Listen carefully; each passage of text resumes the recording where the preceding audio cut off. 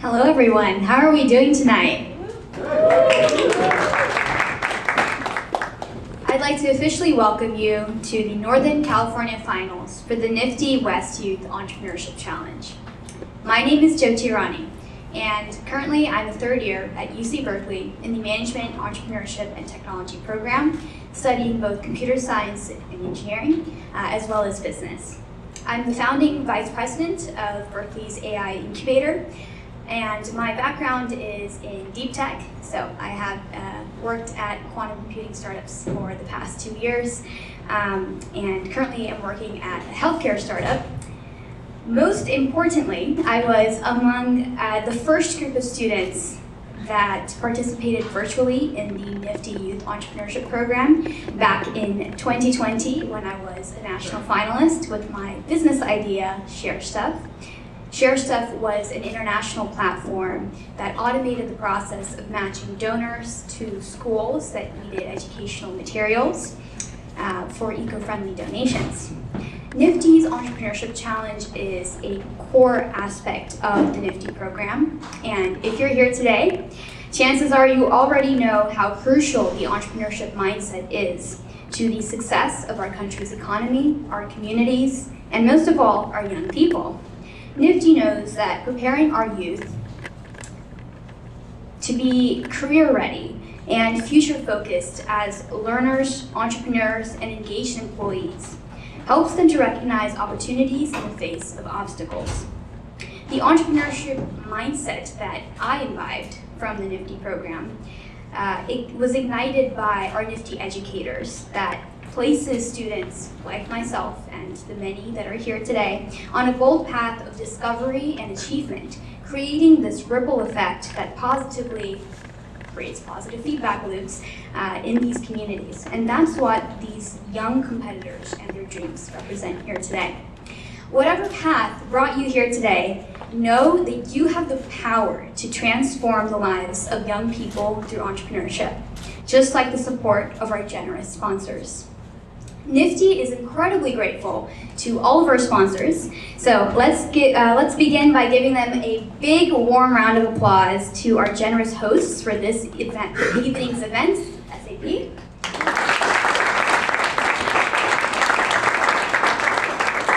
Thank you to Kate, Kathleen, and Libby, and everyone here at SAP who made this happen and who's come out to support us here tonight. Let's just give them one more warm welcome.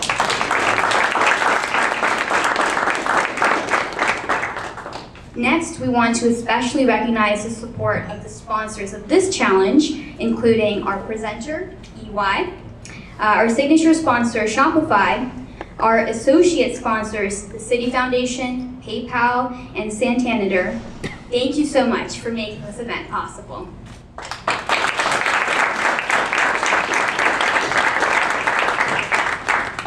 I'd also like to express heartfelt thanks to the wonderful NFTE educators and school partners, as well as business coaches, classroom volunteers, judges, family, and friends that provide support, advice, and encouragement to NFTE students. That support does not go unnoticed. Thank you. And finally, this event and all that we do would not be possible without the commitment, guidance, and support from the members of the West Region Advisory Board, whom you'll find listed in the program. Please join me in recognizing all of these invaluable contributors to the NFTE community.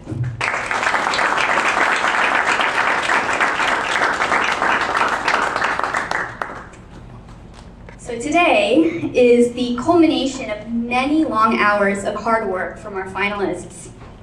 Finalists, no one knows these businesses better than you do. And we can't wait to hear your pitch. Before you begin, take a deep breath and know that we believe in your power and your potential. And we hope you leave today knowing how much you inspire every single person here. Remember, sometimes we learn and grow and achieve the most when we don't win. I've been there myself a few times. Challenges spark innovation, and you never know what tomorrow will hold. So no matter what the outcome of this competition, be proud of what you have done and what you've achieved and the journey it's taken for you to be here today. Congratulations and enjoy the applause.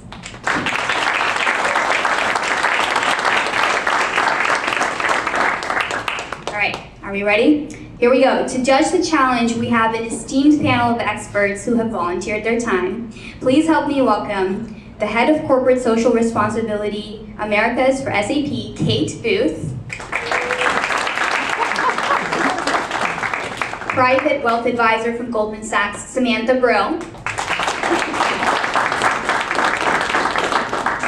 Serial Entrepreneur and Vice President of Creative Partnerships at Light, Tommy Goodwin. Entrepreneur and Partner and Executive Vice President at CINT, Leo Mattiazzi. And last but definitely not least, from EY, Senior Manager in Assurance, James Nelson.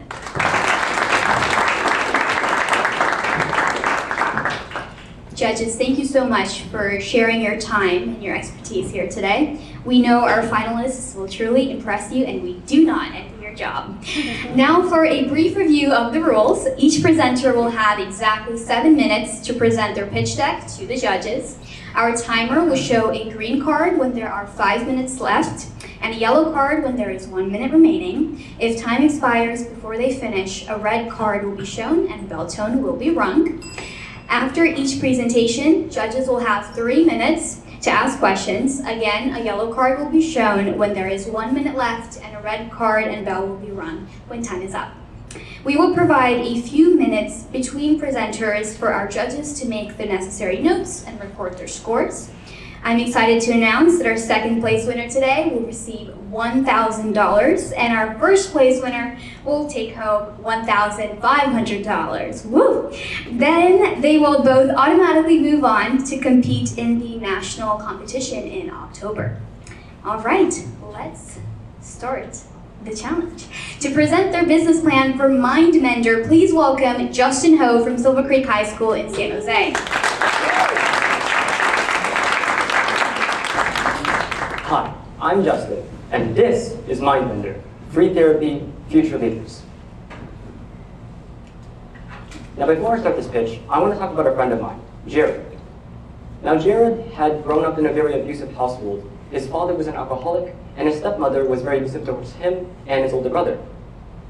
Now growing up, Jared had faced many problems, and he was neglected, he was hungry, and that was very bad for him. So when I first started MindMender, I asked Jared, how did therapy affect you? And he told me, therapy was something that was very comforting to him, and it was able for him to rest his head on. And that's where the problems come in. The story doesn't end here. Youth ages 13 to 18 face many problems, such as mental health problems. But second, additionally to that, problems such as therapy sessions costing $150 to $250 per hour. And in addition to that, third, self-improvement is also in big demand right now. So here is my value proposition. What about a free nonprofit mental health app which offers free therapy by young volunteers, and these volunteers are trained by professional therapists, and these therapists are being able to provide great therapy for us, but also being able to provide scholarships or job opportunities for the students, which are also going to be our clients as well.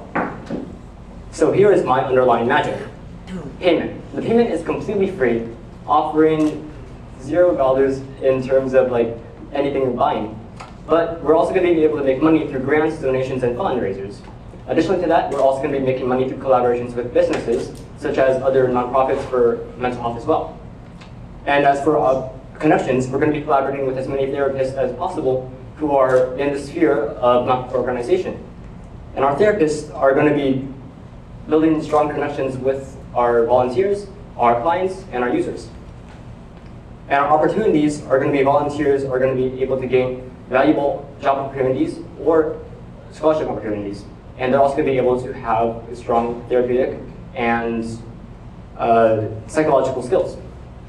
And here is our target market. So our target market is going to be California, USA. We could go above that and go to other places of USA as well. But for right now, we're going to be California, USA. And our current market size is going to be 50,000 users. So our users are going to be ages 13 to 18, and they're going to be in need of self-awareness, mental health support, and self-care. Another part of our market is going to be volunteers and interns who are going to be interested in internships and collaborating with Mindbender as a company. And finally, investors are also going to be part of our collaborations, and they're going to be interested in investing in a nonprofit organization about therapy. And here's my marketing plan. So since our target demographic is going to be youth ages 13 to 18, we're going to be targeting the big three of social media, which is going to be YouTube, Instagram, and TikTok. Additionally to that, we're also going to be providing applications for these youth to become our volunteers and join the Mindbender business. We're also going to be partnering with high schools and colleges to provide Mindbender to more youth. And this is very important because this is also how we're going to be earning scholarships for the youth as well. And we're also going to be able to provide like application feedback forms to see what we could change and improve about our product. And finally, we're going to be collaborating with therapists, and this is very important because our main objective is trying to provide the best therapy possible. So this is how we're going to be doing it. So here's our competitive analysis. So our main competitors are going to be nonprofit organizations and crisis hotlines and helplines related to therapy. So nonprofit organizations offer a range of health and services, and many have established these communities already. We're also going to be competing against crisis hotlines and helplines, and they provide immediate support and intervention for individuals in crisis. As for Mindbender, we offer scholarships and job opportunities for our users. We also offer applications to be able to send feedback. And one of the most important things is we are collaborating with the best therapists possible to be able to have good therapy for the users. And our market share is going to be Mindbender at 3%, mental health nonprofit organizations at 32%, and crisis hotlines and helplines at 30%, volunteer counseling centers at 15%, and peer support programs at 20%. So what are my qualifications? So I'm experienced in collecting data, which is very important for therapy businesses, being able to see what our users are going to be talking about. I'm also currently in an E1 business course right now, sponsored by NFTE, and we're also passionate in mental health. I'm also passionate in mental health and well-being as well. I'm also adaptable to changes and errors and being able to fix and learn about others. And I'm also interested in developing a mental health business and helping others out. So like this therapy business, I want to be able to put a positive impact on others, just like my friend Jared.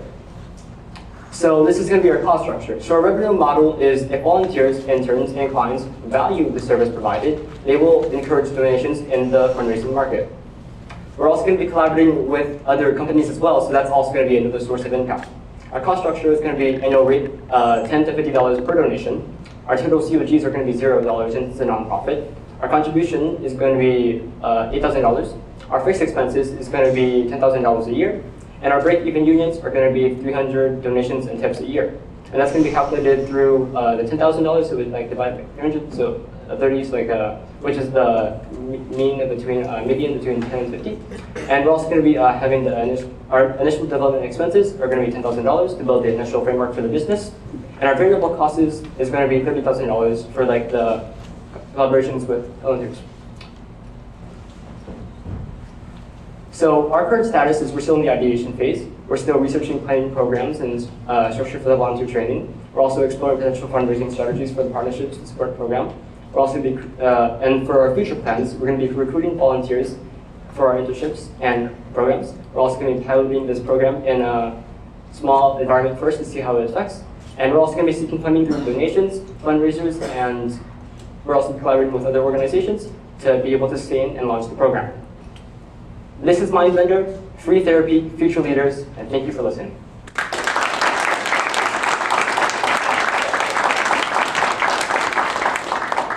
Great job. Judges, your 3-minute question and answer period begins now. Great job. Thank you for going first. Great presentation. I loved the part where you talked about building sort of a network and working with other nonprofits. How would you first approach partners that you would want to collaborate with? So we would first partner with nonprofits that are lower or like in our city, which is San Jose. So like we would like partner with those therapists first, and through that we could also build more connections and build a larger network. Any other questions? So, have you spoken with therapists about this, and what have you heard from these conversations with them? about the interest in something like this? So yes, yesterday actually, I talked with a company owner. His name is Alex Newman, and in fact, when he was in college, he started this thing called Therapy for Asians, and he told me like how it would work, and it really supported me a lot. So I had some conversations with other therapists. Any other questions? Do you take from this globally one day, internationally? Yeah, so if it does well in California, we could expand over to like more parts in the US, and eventually maybe even nationally. I mean, to the other countries as well. Great job. Can you elaborate a little bit on the role of volunteers? You were clear about your sort of stakeholder constituencies, clients, volunteers, therapists. Can you talk a little bit more about the volunteer aspect? Yes, so the volunteers, they're going to be able to like provide therapy for the users, and they're going to be like users like they're going to be our clients as well, ages like 13 to 20, and the volunteers are going to be a big part of how the business holds itself, and they're going to be trained by the trained therapists that we're collaborating with. Awesome job. There's definitely a need for this.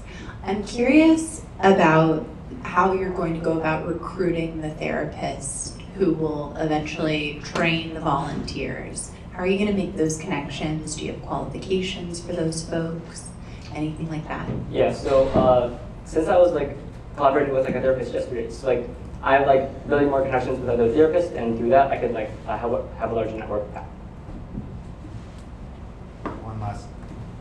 One last question. Great job. Are you envisioning maybe potentially this to be a community where you're connecting other self-help resources, or is it really just meant to connect therapists that are licensed and trained or can train others kind of for the direct one-on-one? So this is a good question. So this is actually like a 2-in-1 deal. It's free for the users, but it's also great opportunities for the volunteers. So it's like a good therapy business with that. All right, thank you.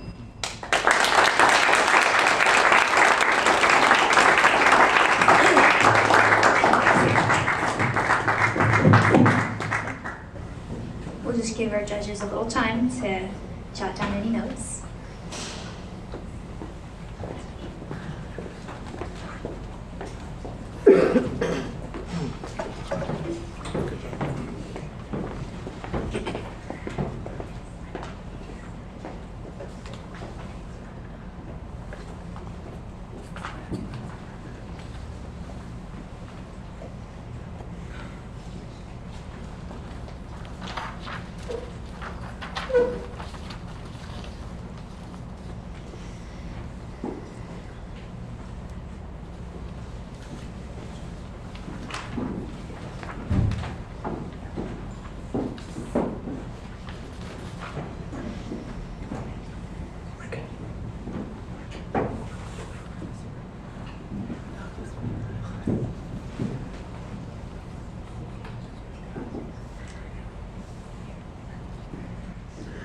And now for our second finalist, presenting their business plan for Aidly AI. Please give a warm welcome to Ayan Hassan, also from Silver Creek High School.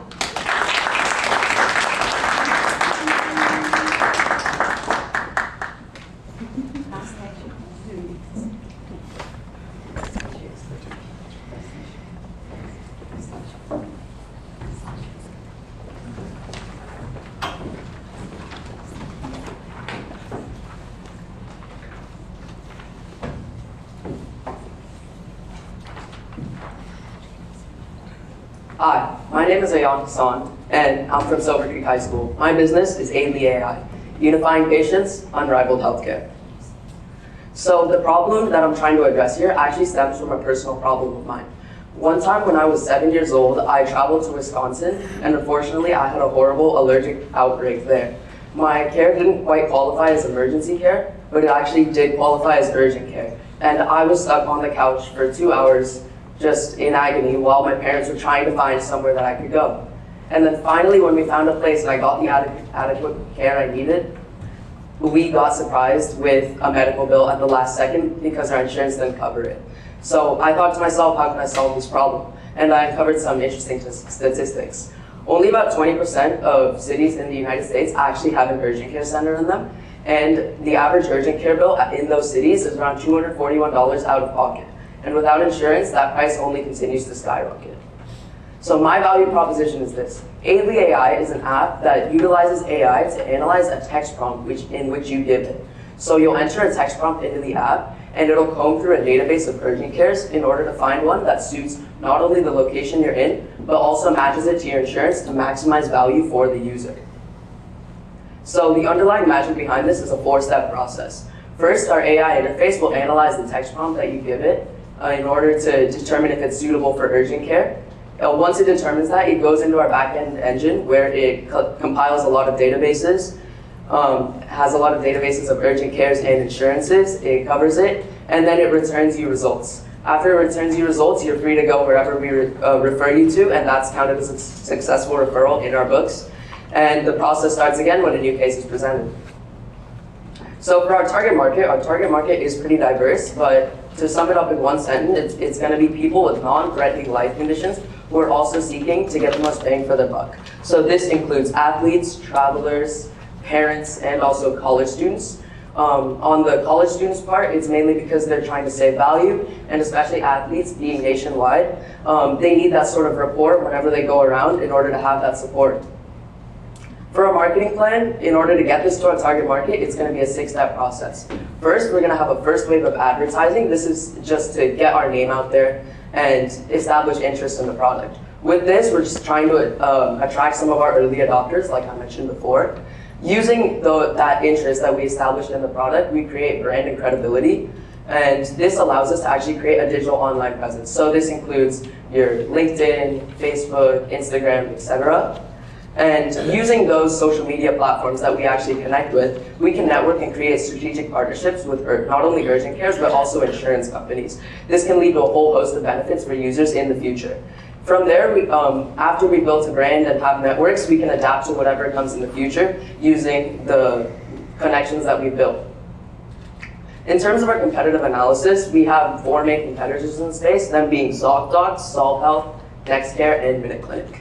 So ZocDoc is actually it has really good reach. However, it's pretty user unfriendly because how it works is you just enter in your information and it just spits out a bunch of numbers at you. Solve Health is a lot like ZocDoc in that regard, except it also is really limited, mainly to Northern California.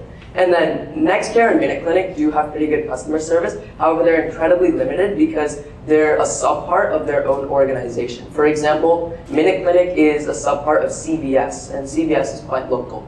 So API is ideal in this scenario because it's nationwide, and also it's ideal with the AI component baked into it to help our customers.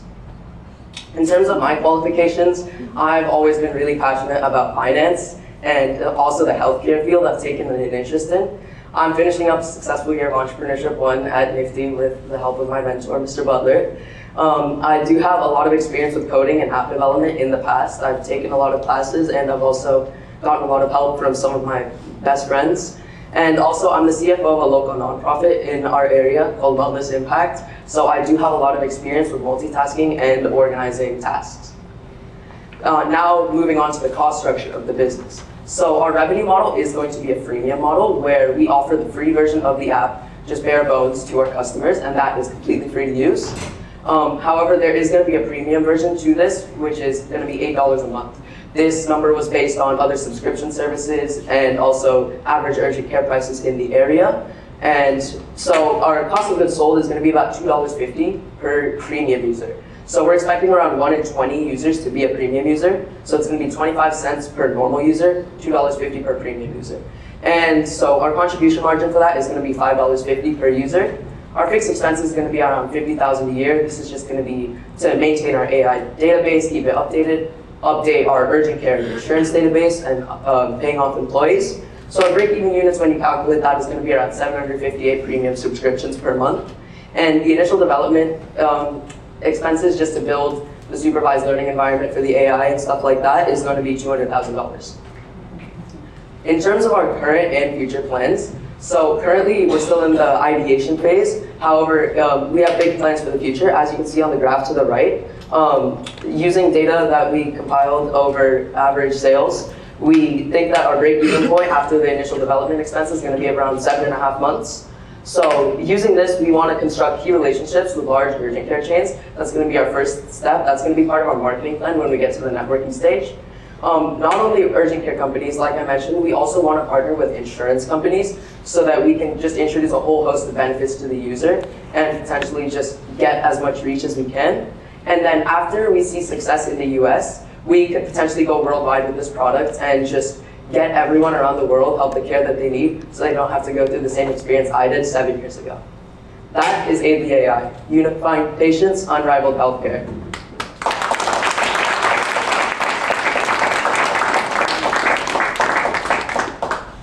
Incredible presentation. Judges, your 3 minutes begin now. Maybe the first question, what would be your vision for the features in the premium subscription model versus freemium?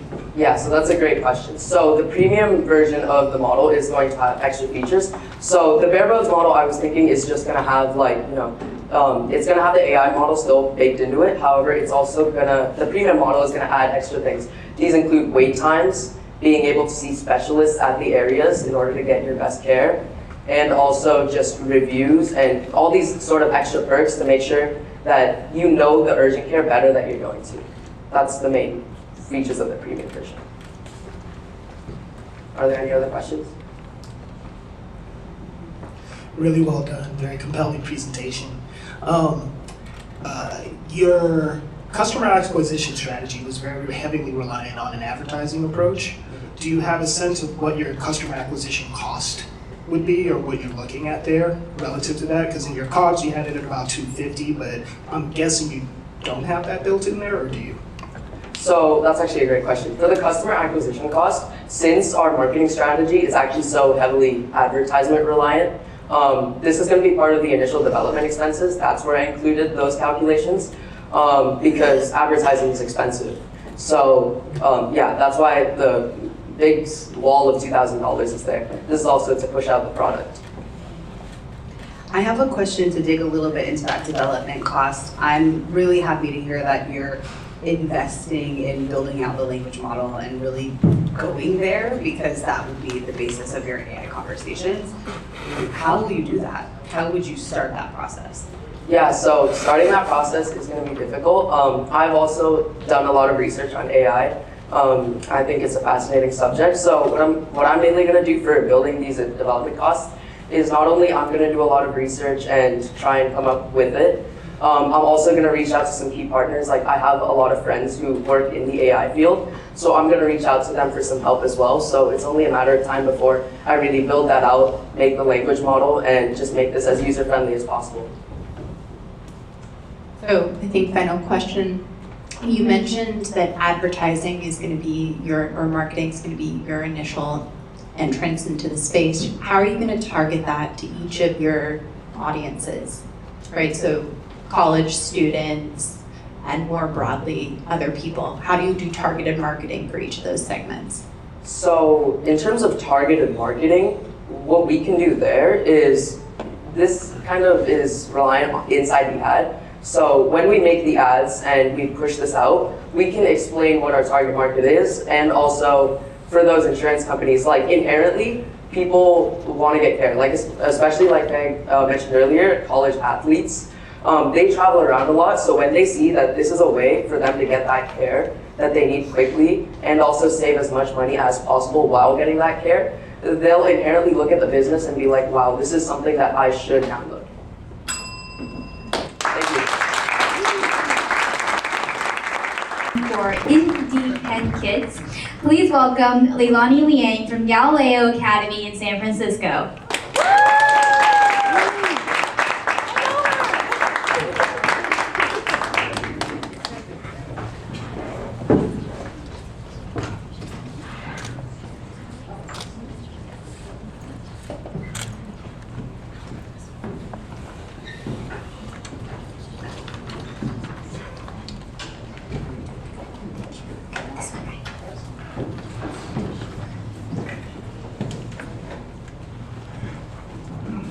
So everyone in this room has a best friend. Whether it's an inanimate object, a person, a thing, everyone has one. I know I met my best friend last year, and within a few weeks of knowing her, I knew everything from her favorite color to the hardship she experienced growing up.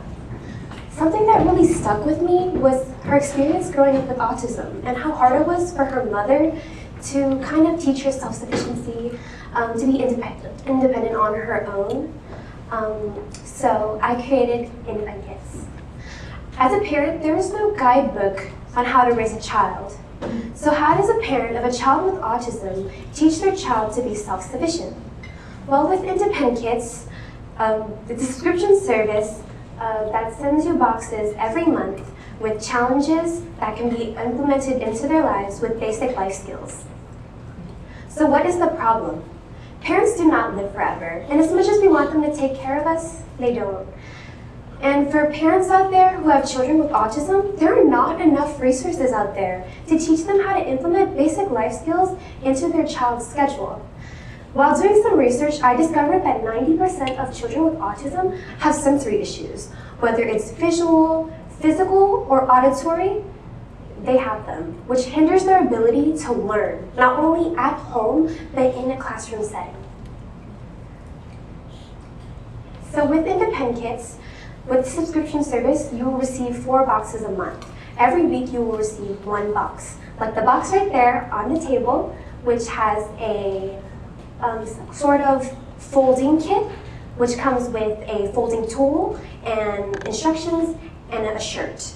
So with this kit, it will basically teach the child, and every week, the week after this box will come with a pants and a pair of instructions. So basically, the kits just build off of each other. Not only this, but this adapts with your child's needs, such as their sensory issues, and it grows with your child. So you can start as early as 6, and this service kind of ends when they're 18. So when you go on our website, here is our payment plans. You can pay by module, which is just 1 box. Monthly, where you will pay by month, and annually, where you pay by year. So with this, like I said, every week you will receive a box that will build off of each other.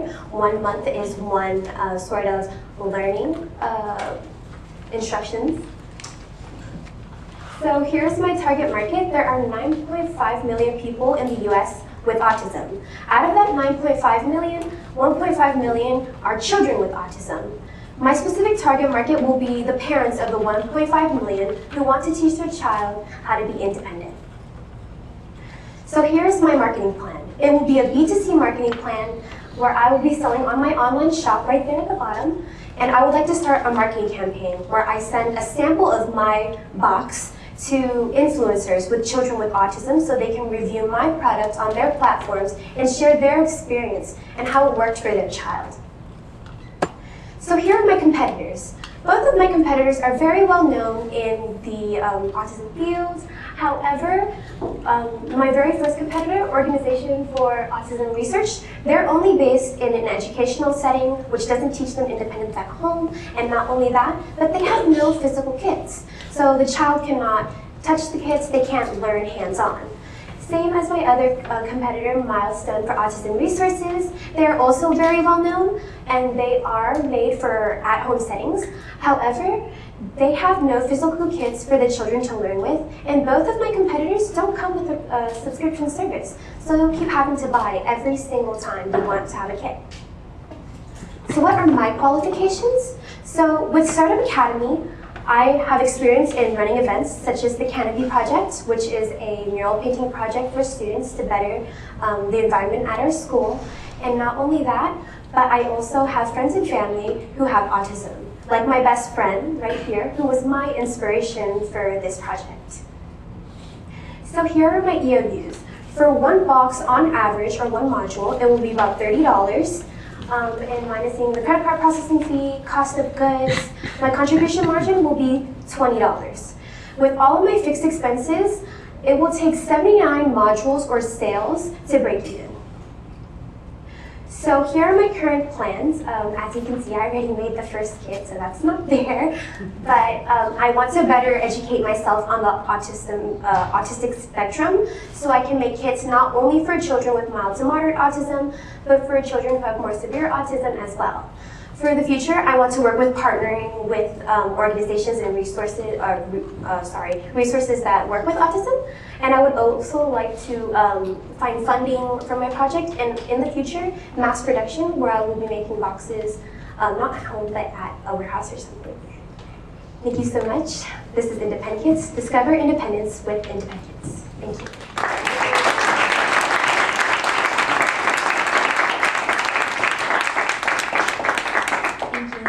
All right, judges, 3 minutes begin now. Super cool. I love it. I love subscription services. Question is, this is potentially a very long engagement from being a child to being an 18-year-old with a weekly kit. How will you continue to keep the content fresh and engaging?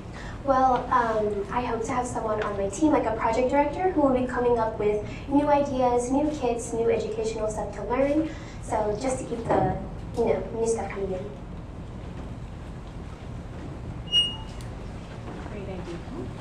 Great idea. What would the first couple of kits have in them? I know obviously it's going to evolve over time, but what maybe kit 1 and 2, what would be in them?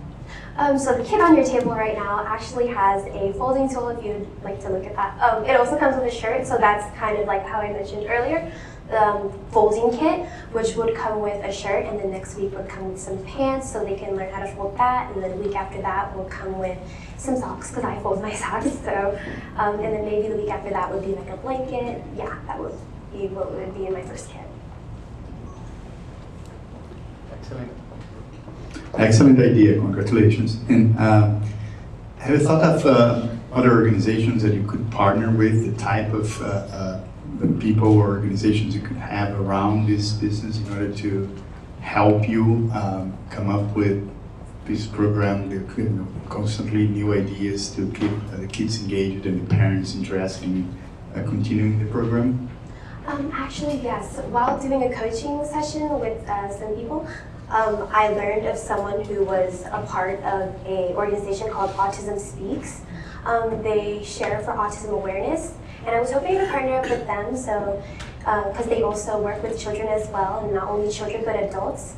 I was hoping to work with them so they can give me also some ideas for what I could put in my kit, so that would be a potential partnership.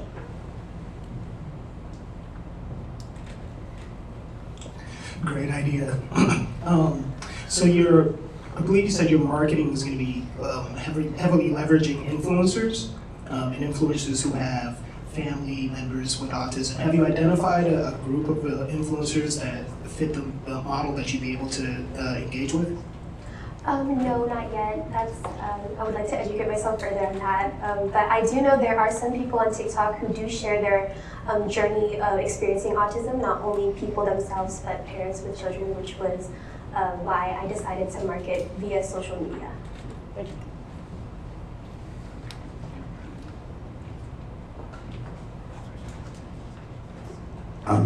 Great idea. I guess to round this out with the last question, have you considered if the products would be geared towards other stakeholders in kind of the circles? Is it broader than just the individual or the parents, or could it be friends, family, extended family? Would it look like that as well potentially? So to answer that question, the kits do come with interactive stuff. So with family members, if the child wants like help from their family member can come in and interact with them as well. So kind of like building connections with the child who's experiencing the kit. Thank you so much.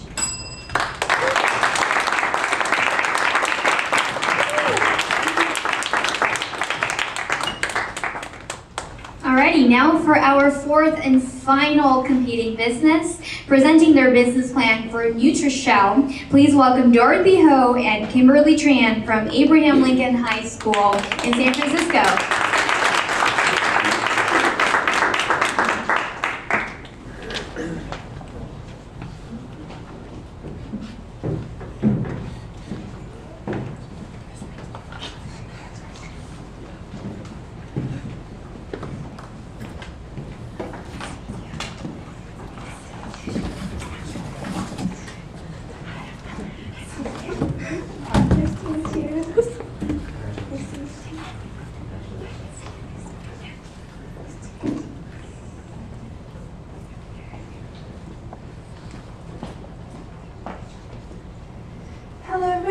My name is Dorothy Ho. And my name is Kimberly Tran, and we are the CEOs and co-founders of our business, NutriShell.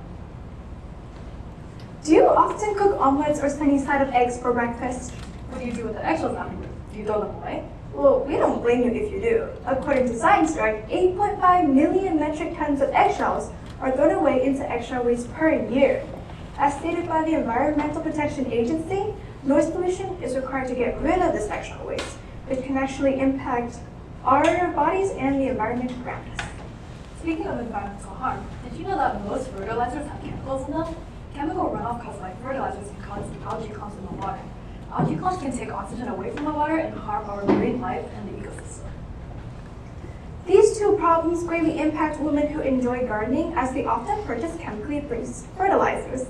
Since they tend to love taking care of their garden, they also want to value taking care of the environment as well. As a result, they don't want to keep contributing pollution to the air.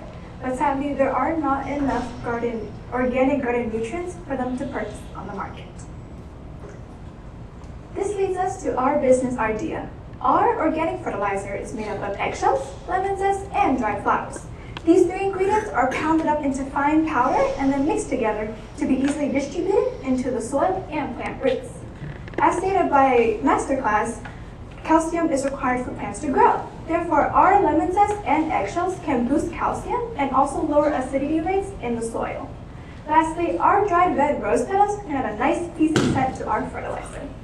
As a green business, our goal is to promote eco-friendly practices starting with home gardens in order to create a clean environment for everybody to live in.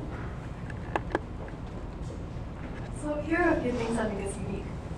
Firstly, we have a specific branding, where we use a lot of pastel colors and cute designs in order to give us a friendly look. We also have a nice scent to our fertilizers, which is not something that you see in other fertilizers.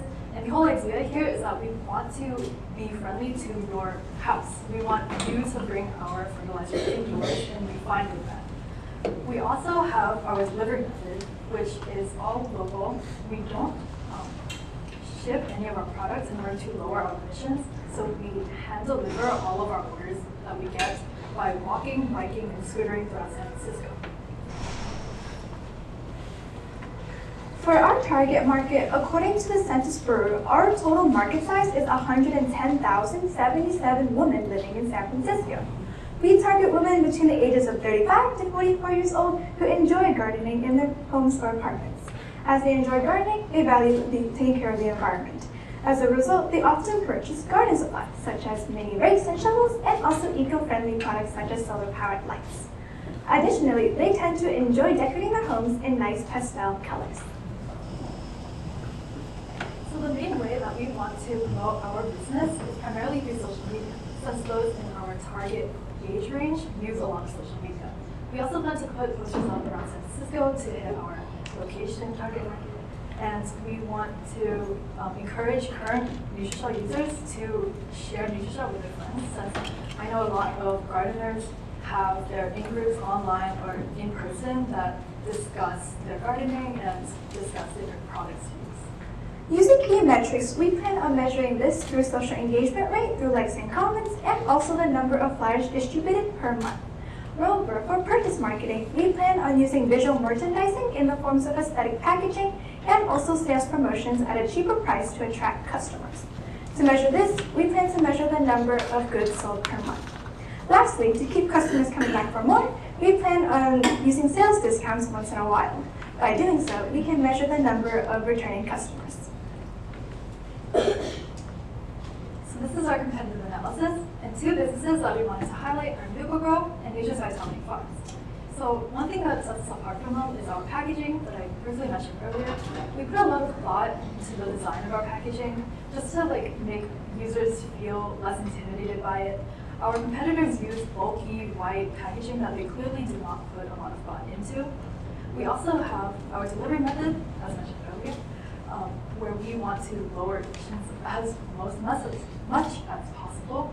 A lot of other companies ship their products, which uses emissions, and it kind of goes against that value of being environmentally conscious.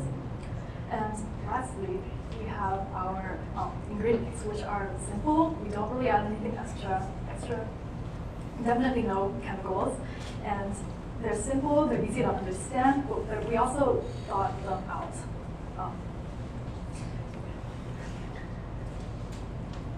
So as for our qualifications, my name is Kimberly Chen, and I am qualified to help run NutriShow because I have been in green careers with Enterprise for Youth. So I've worked at San Francisco's Visitation Valley, where I learned to care for plants. I have experience with plants, and I also have some experience with digital art and digital design. So I can help with our packaging, I can help with our social media, and our website design. I am qualified to run for NutriShow because I have placed top 10 in the World Series of Innovations of 2024 last year. This demonstrates that I am able to come up with green business ideas. Additionally, I personally enjoy gardening as a hobby, so I have learned how to take care of plants and I understand what nutrients plants need to grow. Lastly, as you may know, the both of us are also part of Entrepreneurship 1, which has helped us gain insight on how to run successful businesses. For our cost structure, our definition of 1 unit is 1 bag of 1.5 pounds of eggshell fertilizer at a selling price of $21.99. Based on our available expenses, our total cost per sale is $11.58, leaving us with a contribution margin of $5.89. In addition, to break even, you would have to sell 436 units per month. As for our current plans, we want to take into consideration feedback from NutriShow users in order to curate the experience to make it as good as we can be. We also, in the future, want to move to a physical building and start donating parts of our profits to Friends of the Urban Forest, which is an organization within San Francisco that helps plant trees around the city. Thank you so much for listening. Here is an example of our prototype. And once again, my name is Yoshi Ho.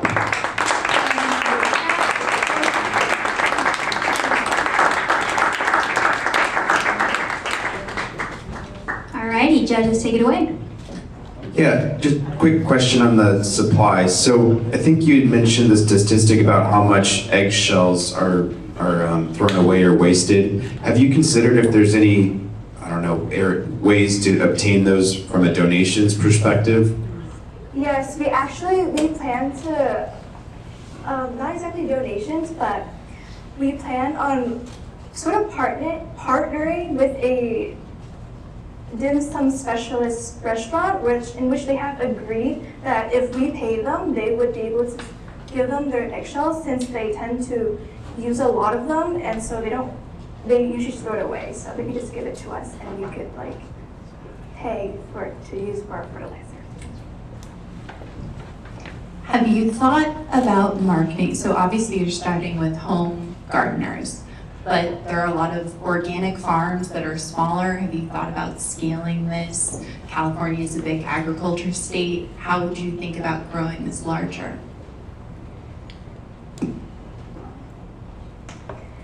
Definitely, since we are starting small right now, we will start as home gardens, but if possible, we would love to help out with farmers and also community gardens as well. One concern I have with that is that a lot of farmers tend to use these chemicals and pesticides, and so that's not really as big of a deal as it is for residents here in SF who have sort of this value of being environmentally conscious and caring about global warming, about pollution.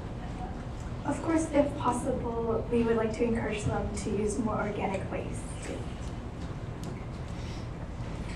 I love how you made sure that your values around being environmentally conscious are just throughout your entire pitch.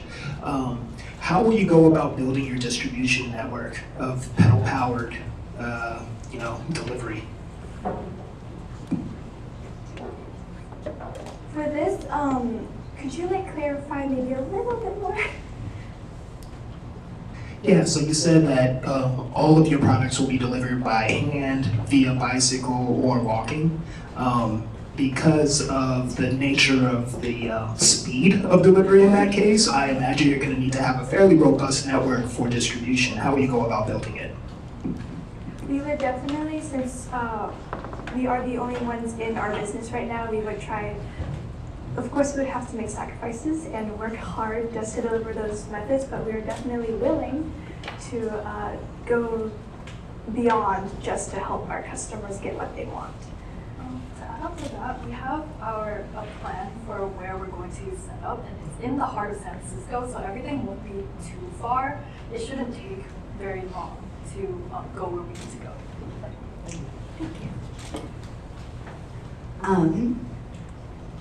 How did you think of this idea? Like, what made you think maybe we should put eggshells in? How did you come up with it? So what I noticed was since me and my mom, we actually both enjoy gardening very much. My mom actually, she uses eggshells, she saves them up. So what she does is she puts them on the soil. But the thing is, we don't eat eggs that often, so we don't get eggshells every single week or so.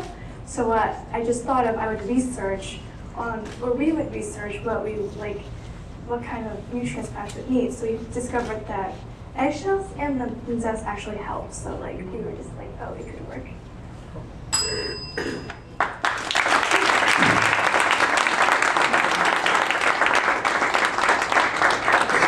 All right, at this time, I'd like to ask the judges to collect their things so they can head off to finish scoring, deliberating, and determining who the winners are for today.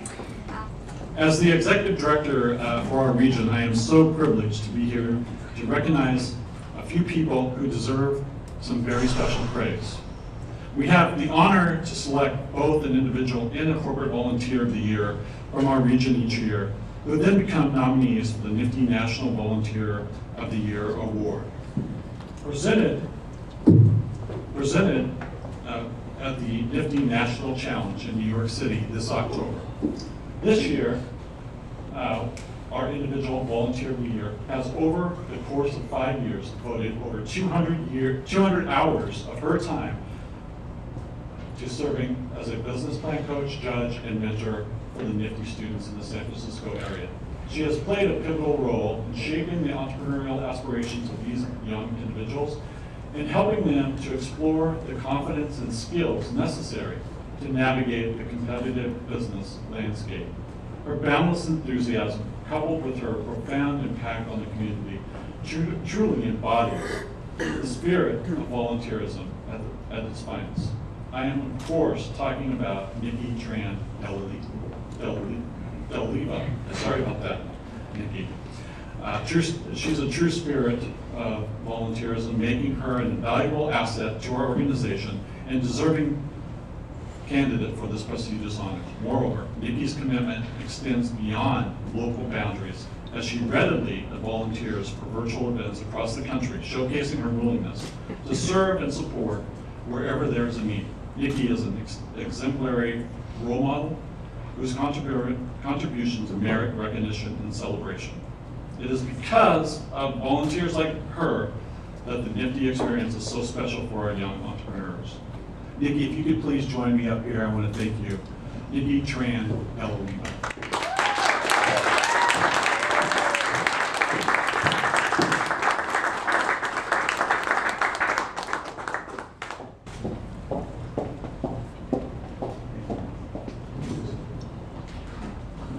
She doesn't want to talk.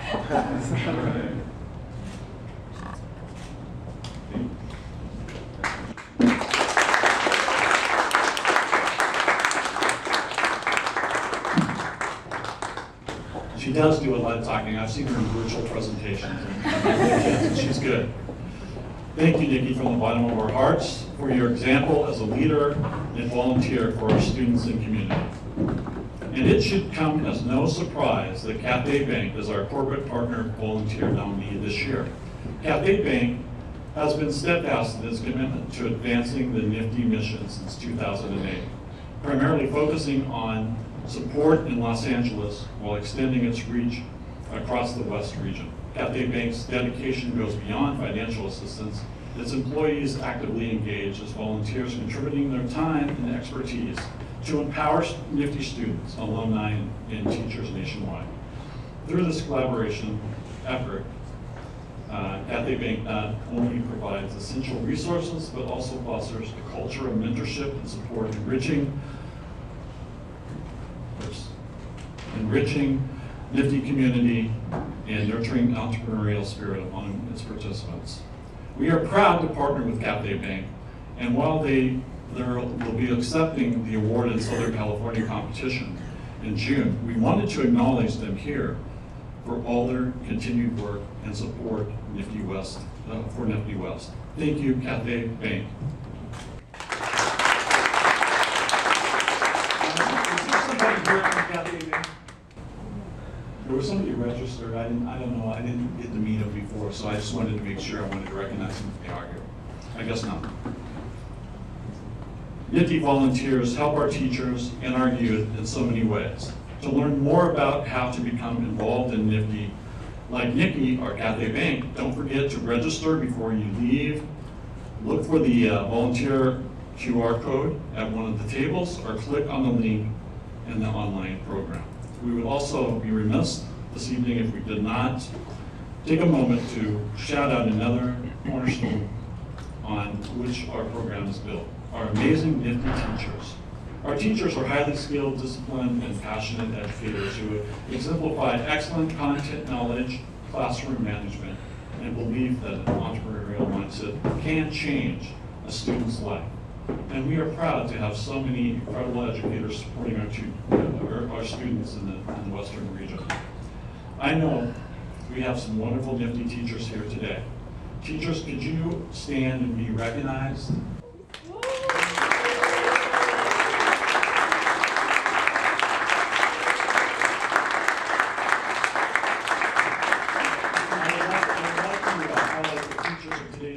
Without whom this incredible accomplishment would not be possible. Monty Butler from Silver Creek High School. Mary Lee from Galileo.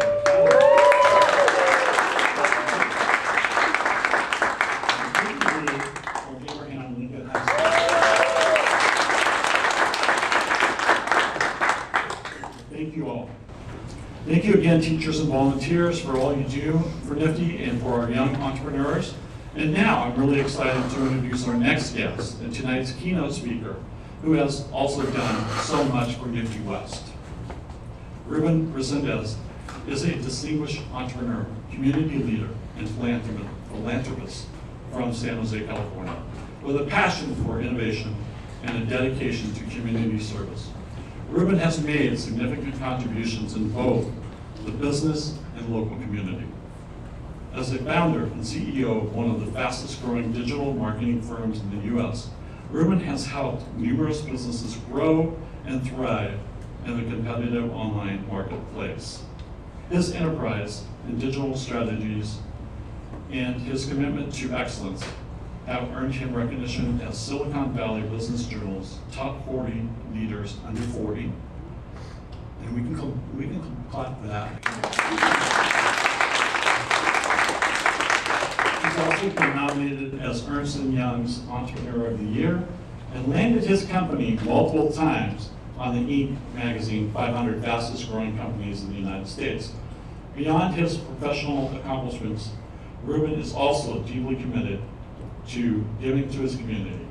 He is actively involved in various local initiatives aimed at empowering youth, supporting small businesses, and fostering a spirit of mentorship and growth throughout California and beyond.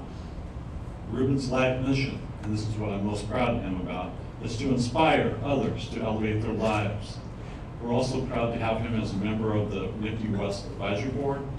Please join me in welcoming Ruben Resendez.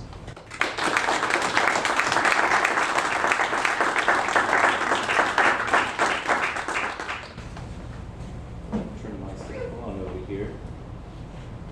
Let's see if I can find it. All right.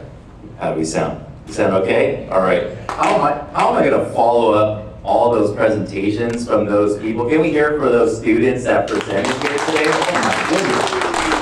This would be tough to follow up with, and they were able to keep it under the time limit. I'm gonna have a challenge of keeping myself under my time limit, so I've got somebody who's gonna help me out over here, so I might have to skip a few slides over here. But it's crazy to hear. Thank you so much, Tim, for having me. It's such an honor to be here, especially with JB here, who's traveling all around, spreading the Nifty mission. Thank you to our teachers who are here, which is a huge, you guys are changing generations forever and family trees forever, and I'll get into that a little bit later too, so thank you for what you guys are doing.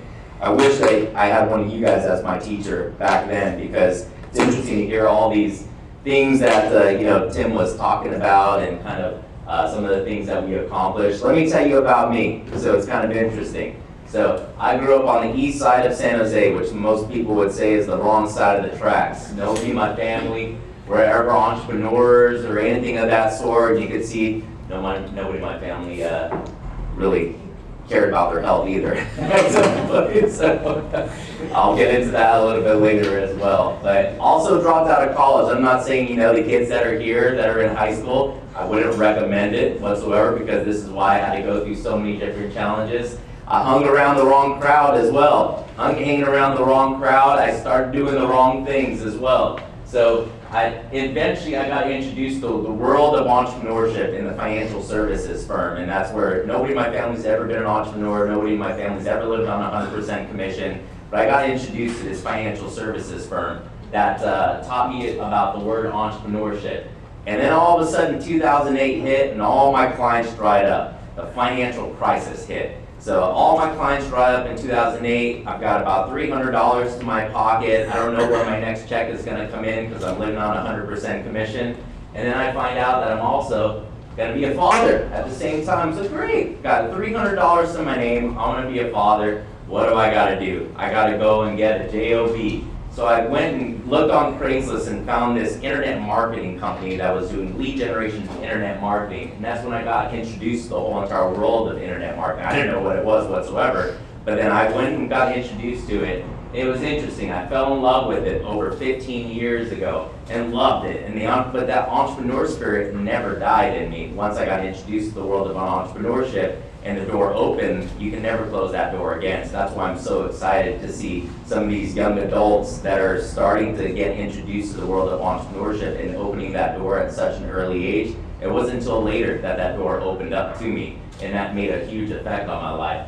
So as I was working that job, I was also working on the business, where I wanted to start a business. So I slept 4 hours a night, every night, worked on my business 7 days a week for 2.5 years straight. As soon as my son would go to sleep at around 7, 8 p.m., I would go and work on the business until about 2 a.m. in the morning, wake up about 4 hours later and do it all over again, every single day, for about 2 years straight. It's interesting because a lot of these young adults will see on social media all the flashy stuff and all this world of entrepreneurship and everything too, but there's some work involved to get there, and there's some sacrifices that you have to make. But let me tell you, on the other side of those sacrifices, there is a harvest. As long as you keep on planting, you keep on farming, there is a harvest on the other side. So eventually my job said, oh man, this guy's a little bit distracted. I noticed he's not performing how he was performing before. So I got fired from my job and lived on unemployment for about 6 months. And then let my house go into foreclosure because unemployment sure doesn't pay very much either.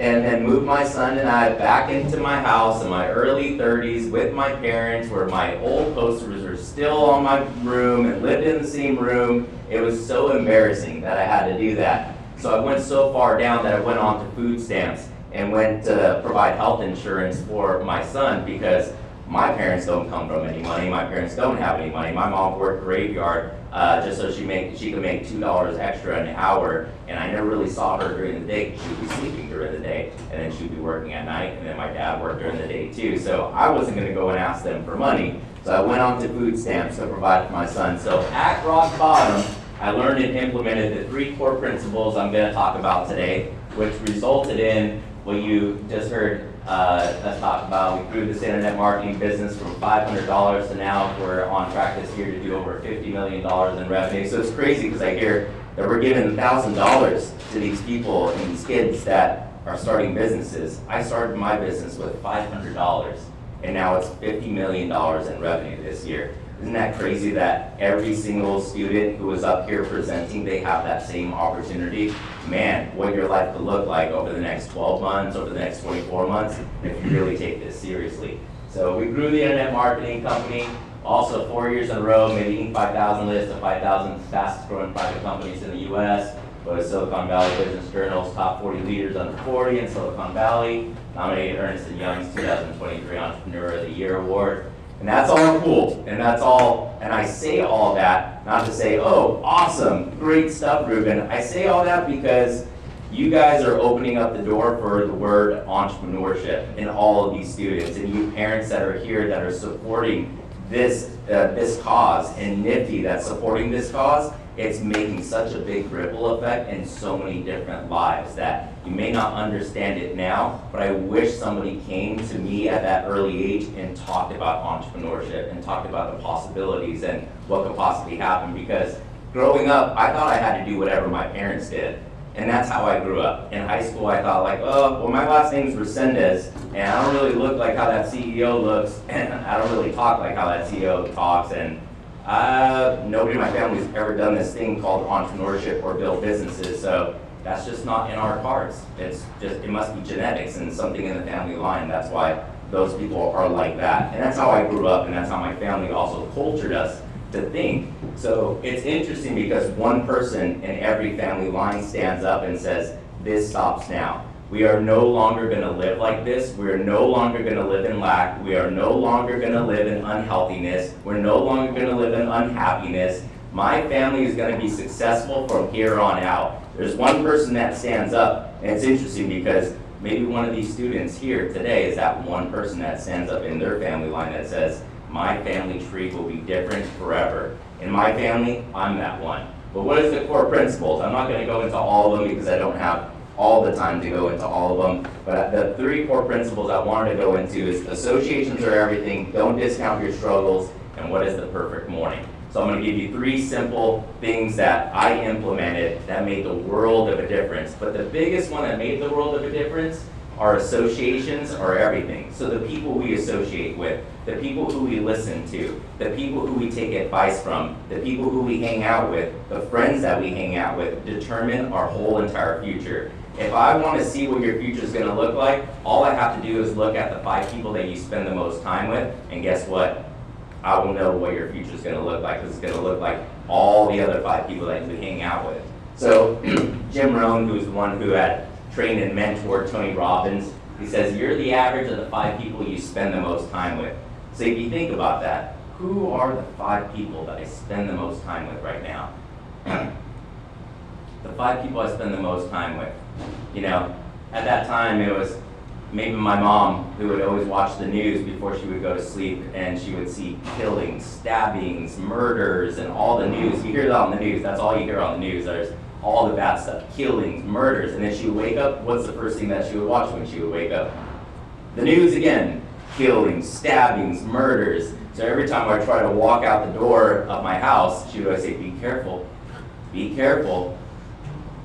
What do I have to be careful of? What's so scary out there that I have to be careful of? And of course she had the best heart, and she wanted to make sure I was always safe and such too. But it made me say like, I should be careful and scared of that outside world out there. And I started realizing that's why I didn't take risks. I didn't want to take risks because I thought like I had to be careful all the time. So if you think about who are the average of the 5 people you spend the most time with, I started thinking about too. Some of those friends that I had showed you, the friends that were drinking and doing the stupid stuff and the partying and the smoking and doing all the stupid stuff, that was when I was broke and on food stamps. So I said like, man, I'm here at rock bottom. There's gotta be something I gotta look at. So I started looking at my friends and I'm like, I gotta start losing some of these friends. So then I became so broke I couldn't afford to go out with these people or hang out with these people anymore, do the stuff with them. So I made all these excuses, but that left me really lonely.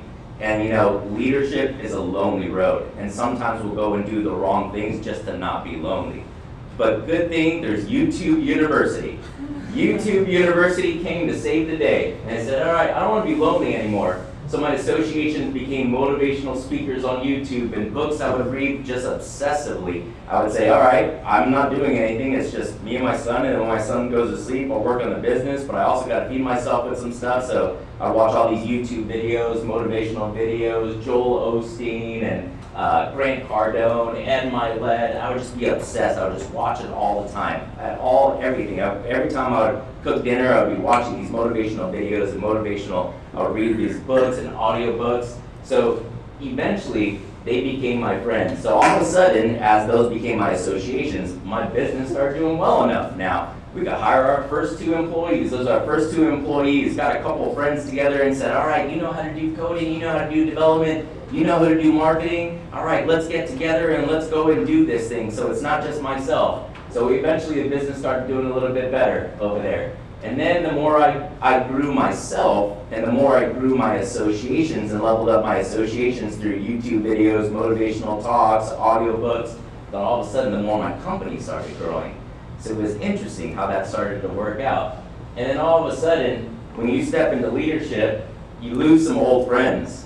I don't talk to those old friends anymore. I haven't talked to those old friends in probably over a decade. They're not bad people, they're just not on the same trajectory of where I want to go and where my family should go. That they don't care what happens to my family. They're going to keep on doing what they do, and they're not bad people, but I care about my family even more, my family's legacy of what I want to do. So yes, you're going to lose some old friends as you step into leadership positions and you step and be your unique self and be the person that you're meant to be. But guess what? You're going to start gaining better ones too. So all those books I was reading and those motivational talks, all of a sudden they became my friends.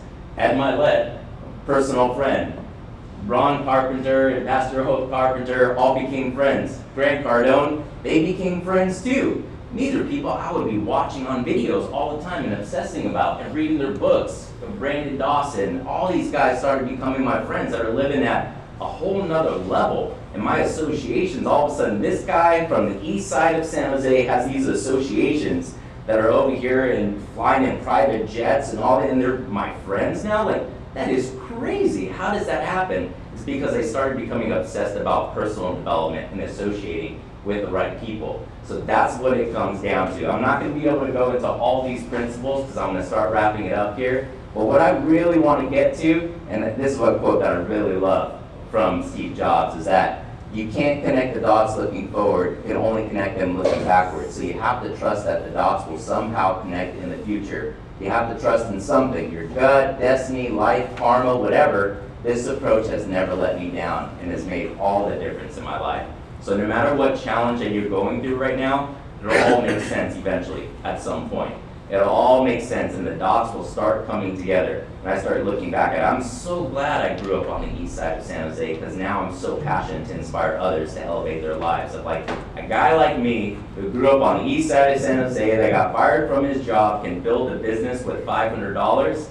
Man, imagine what everybody else can do. So that's my whole entire mission. I'm so glad that I went broke and on food stamps because it made me respect the power of a penny. Now every time I pass by a penny, I pick it up every single time. No matter if it's heads or tails, I pick it up and say, wow, I'm a money magnet.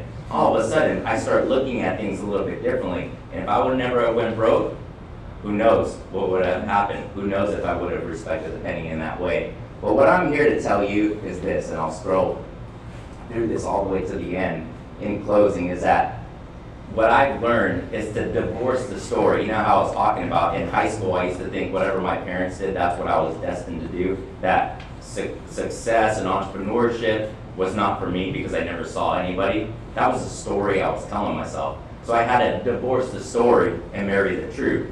So what is the truth? The truth is the same power that created these stars in the sky that we see every night is the same power that is in each and every single one of us. So what does that mean? That means that when you find a happy family, this is what I want to tell you. There was an unhappy family that came the generation before them. And some family line, there was an unhappy family. Because you think it just came from genetics or something of that sort. There was an unhappy family at one point. When you meet somebody wealthy, at some point back in their family lineage, they were not wealthy at some point. When you see a healthy person, at some point back in their family line, there was an unhealthy person that came before them.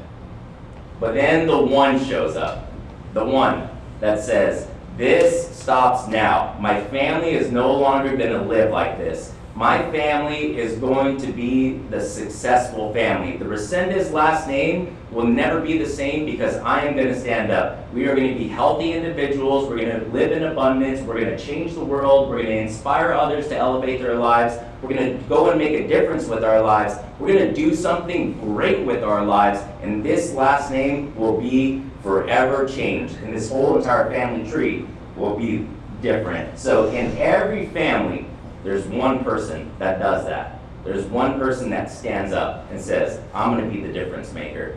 I'm gonna be the one that changes generations forever.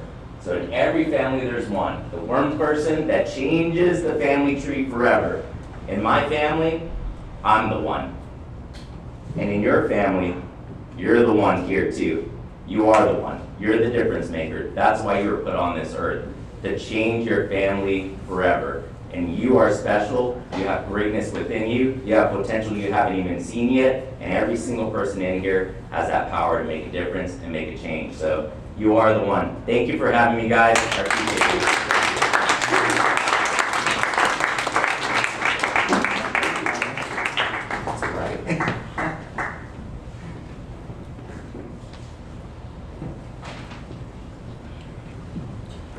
All right, thank you so much, Ruben, for sharing your journey and inspiring our young entrepreneurs.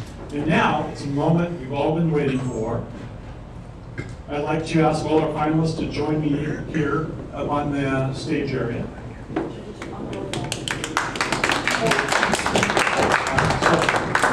Keep you guys up here, and then the judges are on their way back, so we're good.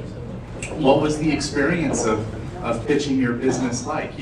Leilani, I think I heard you say you were pretty nervous, but you didn't show it when you were doing your pitch. How was it doing the pitch? I was very nervous, I'm not gonna lie. I love being up here. I think I was only nervous beforehand because this is a new crowd that I'm pitching to, so I've never pitched to them before, and it's like complete strangers. But I think it went well. Yeah. I think it went well too. I want to ask our team, I'm always interested in the team competitors because it's a special dynamic between the two of you. How did you decide which one of you was going to do which piece of the presentation? What's it like to develop a business as a team instead of just working solo? Dorothy is really nice. She definitely made it a lot easier. I really liked working with Dorothy. The way that we divvied up the work, well, we both did the research, and most of the presentation was the stuff that we wrote in our business plan beforehand. Yeah, so I actually really enjoyed Kimberly because she's really creative. Like, she designed the logo and everything. And yeah, adding on to how we divvied it up, it was basically what information each of us was more comfortable in sharing and which one of us knew, understood what we wrote more. Well, I have to say, you had a really nice team dynamic between you, and that added to your pitch. Gentlemen, don't worry. We're going to get to some comments from you later, but since our judges are back, let me not belabor it anymore. Shall I go ahead and maybe ask the judges if they have any comments they would like to share globally about our competitors before we read the results? Well, I'll just say that I was very, very impressed with all of you. It's amazing how you could identify a very real problem. I can relate to pretty much all the problems that you mentioned, that you brought up, and how well thought of were the solutions that you came up with for those problems. So congratulations, you have certainly a very bright future ahead. I want to say a huge congratulations first to everybody and to all the educators and families and parents that are here. We were so inspired, and the first thing we all said when we went into the room was, "Hey, when you were in high school, did you do anything like this?" And we both said, "No, they're so incredible." So we're really inspired by you. Thank you for being vulnerable and presenting in front of us. All 4 pitches were really, really strong. So we're really lucky that we got to see you tonight. Just want to echo the sentiments that have already been expressed, but well done, congratulations, and I commend you for your bravery. Entrepreneurship takes bravery, and I didn't find that bravery till much later in life than all of you have found it. So thank you for bringing these innovative ideas to the table, and I look forward to all of you being very successful over time. And I'll just finish by saying that all of these ideas are really practical, and we were brainstorming with, and what if they did this and added that and did these types of things. So, your ideas that you've come up with and what you're pitching, right, we latched on to that. But I think many of us are gonna work on giving you some other ideas and feedback too, because we really see where this can go and continue to go. So just wanted to say it was really humbling and exciting to get to hear what you guys are thinking. Audience members, let's give our judges a nice round of applause for all their hard work tonight. Thank you all. Thank you all. So I'm not going to keep you in suspense much longer, but for this year's competition, I've begun to give a little bit of feedback of my own to our competitors. So I hope you won't mind me taking that opportunity. First of all, I want to echo what our judges have said and let you know that all of you did a really strong job. Whether you are runners-up or our second place winner or our first place winner tonight, all of you have much more that you can continue to work on. You should be very proud of what you've done thus far. So Justin, a little feedback for you. So, well, of course, your business centers on a really big concern among young people these days. I have a daughter who's a teenager, and concerns about mental health and well-being are very much front and center of her life and in the life of all her friends. So I commend you on, first of all, finding a business idea that really resonates with your peer group. My advice to you is, take the opportunity to explain the customer experience better. When I was listening to your pitch, I thought to myself, okay, if I'm somebody who wants to use this service, give me an example of how I would go about doing it. So it's a detail, but I think that detail would add a lot to your pitch. The other thing I think you need to answer is, mental health services are regulated, they're licensed, and you have to answer the question of how it is your business will work and work well in a field that is so heavily regulated. So those are two points to think about for the future. Okay. Yeah. Well, I've been saying to my colleagues, how many AI-based businesses will we have this cycle? And the answer is we've had at least one in every competition that we've had so far. So congratulations on being the standard bearer for this group. So here's a question that I was asking myself when I was listening to your pitch.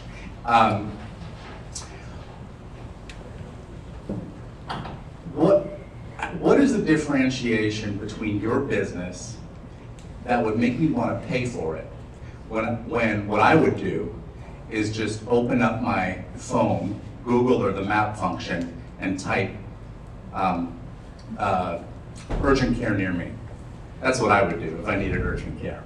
So it maybe sounds simplistic, but again, like getting to that level of detail that gets in the mind of the common user and says, well, this is the reason why. I got to thinking about your customer segments because I thought your customer segments were really well defined and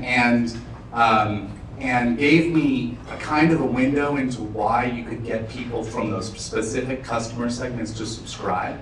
So I was thinking, you could make a pitch to teens, right? You're targeting athletes. Maybe you make your business pitch to teens to get them to subscribe.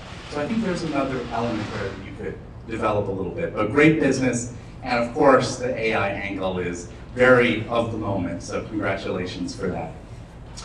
Leilani, first of all, brilliant idea. Next time you give the pitch, take the stuff out of the box. Take the stuff out of the box and show them, because you put together the box and you have that opportunity. Make it real. I think it's a brilliant concept, frankly. I know, because my family does some work in this area, we have a lot of friends and connections with people with disabilities. I think your business is not only relevant to people with autism, but also people with other forms of intellectual disability. So I think your market is actually larger than you imagine. I would echo the comments that you got from the judges. The weekly box sounds like a lot. Maybe it's better suited as a monthly thing, but I love the idea, and I think there's definitely a market for that. By the way, your business fits into a strand of nifty businesses, and we always have a number of competitors who do businesses around services for people with disabilities, and yours fits into that trend. So the fact that we get so many businesses of this nature tells me that there's a real need out there, because nifty student after nifty student comes with that that problem in mind. But I thought it was a really great pitch. And Dorothy and Kimberly, again, the judges asked the question. I was like, where will you get the eggshells? And I thought you had a really good answer for that. I also really like the fact that you were kind of emphatic about the fact that your business was going to start local and be local for a while until you figured it out. And there's nothing wrong with that. I mean, you don't have to come out there and say, hey, I have this idea and next stop, world domination. You can say, you know, we're going to get it right in this market, we're going to perfect it in this place, and then we'll expand. The other little nuance here, you made a broad argument about how calcium and the lemon zest would be good for plants. I personally know very little about gardening. Some specific examples of plants that really benefit from that type of fertilization would be a great detail to add in your future pitch. But once again, ladies and gentlemen, let's give them a round of applause. There's so much good stuff in all of those pitches. So the moment of truth has arrived. We're going to announce our runners-up, and then our second place winner, and then our first place winner. So this year's runners-up are from Silver Creek High School, Justin Ho. And from Galileo Academy, Leilani Liang. Congratulations.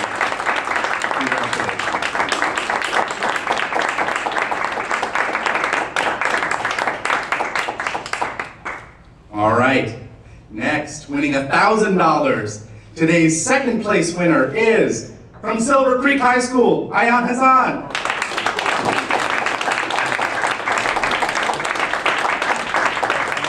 Well, I guess you know what that means. Tonight's first place winners receiving $1,500 are Dorothy and Kimberly with Nutrichel. Congratulations. Great job, everybody.